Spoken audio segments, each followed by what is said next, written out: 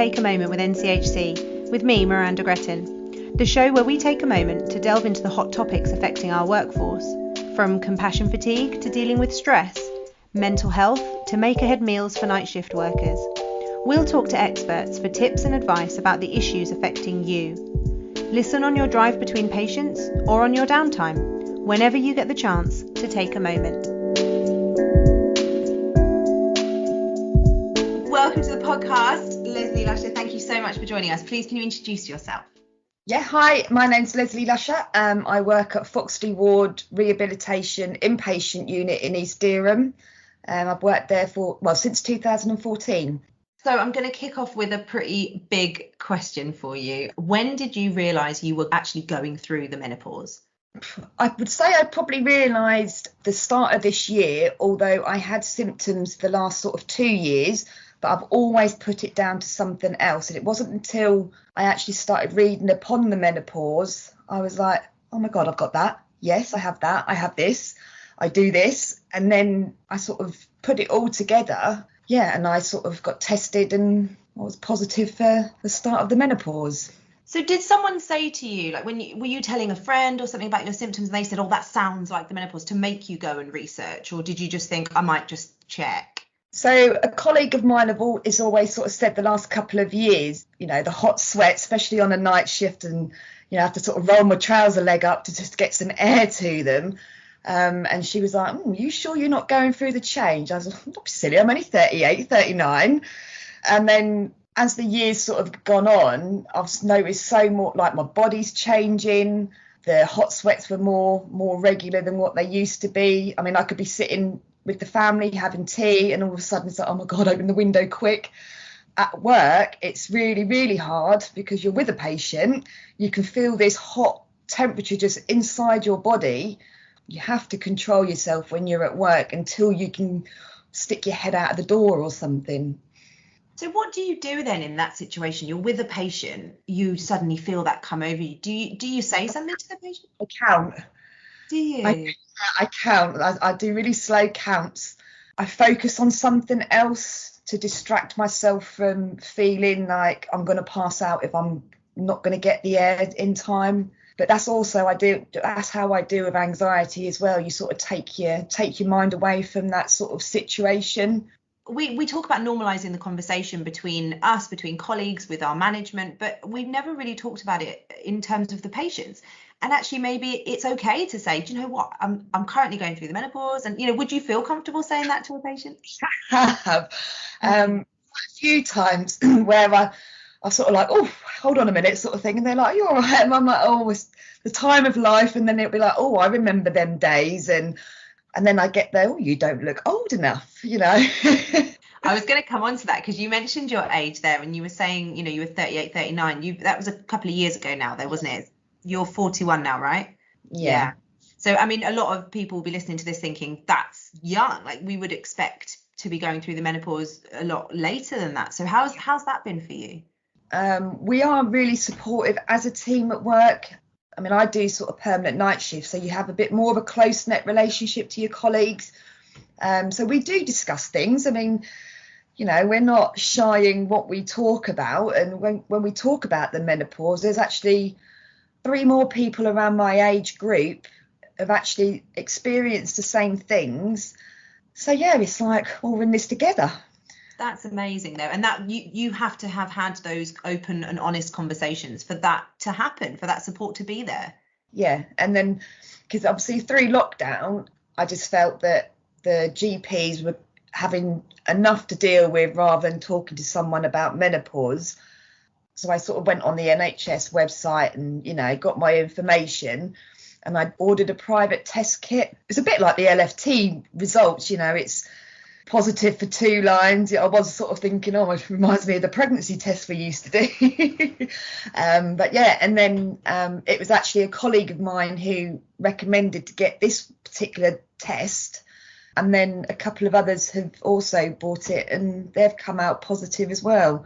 Like I say, we're all in the same sort of age, between 40 and 45. A couple of years ago, I did go to my GP for something totally different. And she did actually recommend me to get my bloods and that done for menopause. But obviously then COVID came, and it was like, it is important, but it's not as important as someone who desperately needed a doctor's appointment to discuss other health conditions. So I sort of put that aside. That's an amazing thing to do, but at the same time, like, it's your health, and you need to take care of yourself. I didn't even know that you could get a test. I didn't know home testing for menopause was a thing. So if you were to go back to your GP now and say, look, I've done the home test, it's come back positive, what are my next steps? Is that something that you are looking to do? Yeah, definitely, that is on my to-do list. And I will 100% bring that up. You mentioned that amazing support network that you've got with your colleagues, but how's it been with your line manager? I haven't spoken to her about it.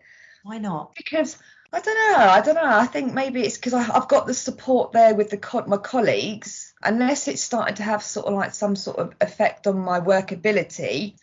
You've chosen not to, and that's fine, because it's not affecting your ability to do your job at the moment. If it did, you'd feel comfortable to go. And it's knowing that, I think, is the most important thing. Knowing that you've got a line manager who would take you into their office and go, right, what can we do? So tell me more about what it's like working in the hospital environment, having these kind of symptoms. So I find that if I'm in the bay, especially in the summer, and like obviously at night time, the windows are shut for security. Obviously through COVID, there was no fans, nothing like that allowed on the ward. So you're masked up, apron, gloves. When I sort of finished with like doing whatever I was doing with a patient, I would actually just run the cold water over my wrists before I actually washed my hands, because it is more relieving to get that coolness sort of run, the sensation of it. And then I sort of wash my hands how you should do and things. It's just sort of having a bit of a coping mechanism. I mean, not everyone sort of fits all in that, sort of environment. That is such a key message, that actually not everyone is going to experience this in the same way. Right. Symptoms will be different. Management of symptoms will be different. How you perceive it in yourself. What could you suggest other people listening to this who are thinking, oh, that's me. She's living my life. She's going through what I'm going through. What would you recommend someone do if they're at the start of their journey? Probably the first thing is like, you're not alone. Like I said, it's not one for everybody. Everyone can experience some totally different things, or it may be sort of like just sort of jot down on your phone. I mean, my Samsung Notes is full of like thoughts and ideas and how I'm feeling. Jot down and see if there's a regular pattern. I don't have like the monthly periods or anything like that, so I can never really sort of tell if it's like pre-menstrual or just after.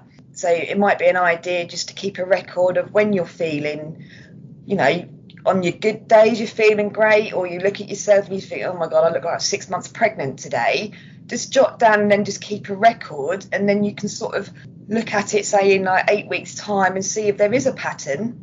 I think communicating about it is such an important thing now.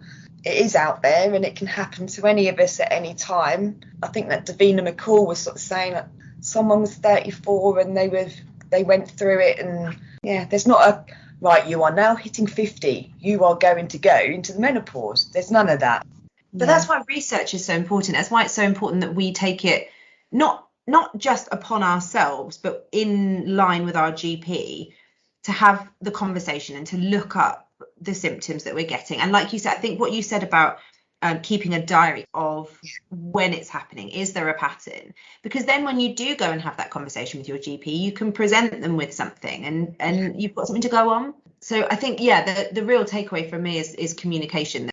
Symptom, what I won't go into, because it is, there is one particular symptom where I've experienced, and I was talking to a friend same age as me, and she was like, oh my God, yes, I have that too, but she says it's not sort of something you want to bring up. And then I was sort of reassuring her, and she sort of reassured me, and it was like, okay, so I'm not the only one. That's it, isn't it? It's what you said before about you're not alone. You're not going through this by yourself. What's your worst symptom? My worst symptom is the fatigue, I think. Again, it can be like your work balance, your life balance. It could be a numerous of things, but I could have like a real burst of energy, and then all of a sudden I just feel like, oh, I could just curl up and go to sleep right now. But when you're at work, you can't just go, I'm just going to go and lay down for a while. You have to plough through it. And I think that takes up a lot of mental energy. as well as your physical energy, like just to continue sort of, I don't know, I find my moments are when I'm sort of typing everything up on system 1.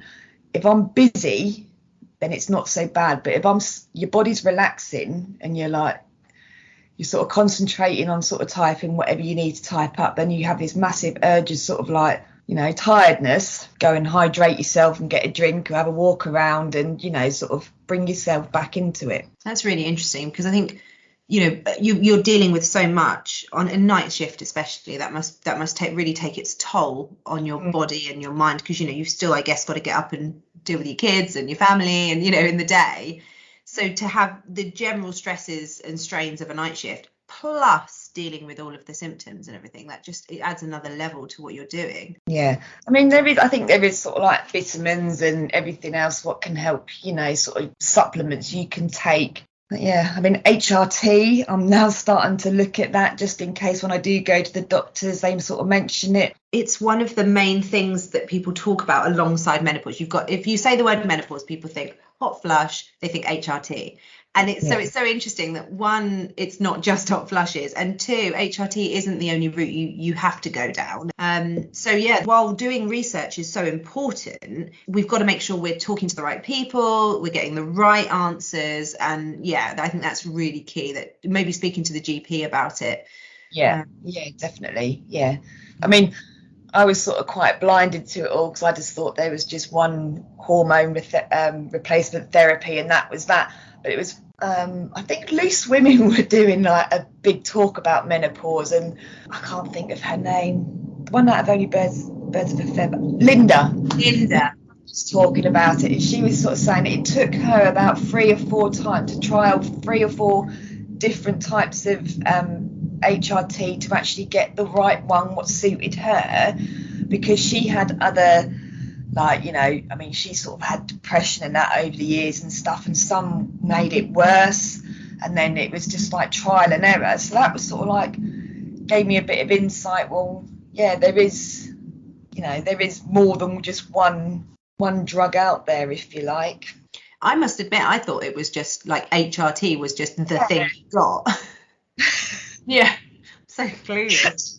That's the thing, though. We just don't know, do we? Even, you know. We don't know what we don't know, I suppose, isn't it? We, you know, and things like this, like mainstream TV doing it, Davina doing it, Loose Women doing it, talking about it, keeping those conversations open, I think is so brilliant. And that's why we wanted to do this, because I want our staff to know that it's all right to talk about it, and in fact, it's important to talk about it. Yeah.